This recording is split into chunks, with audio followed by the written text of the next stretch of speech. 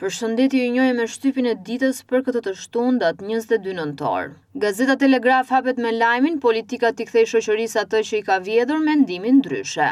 Profesor Kristaq Kume për zgjedhjet me rëndësi, raporti ODIHR jo deklarata e personave të caktuar, ristrukturimi i kasit nuk është zgjidhje.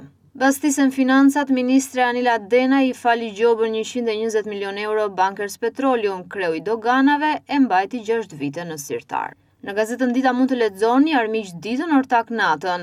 Mazhoranca shkon në gjykatën kushtetuese për ballukun, çfarë thot Neni 103. Nga rubrika e shëndetit mund të lexoni një hormon që nëse merret për natë mund të shkaktojë probleme të zemrës. Në gazetën Panorama mund të lexoni pezullimi ballukut rrezikon të prish prova dhe të largohet vendimi i GKK-s.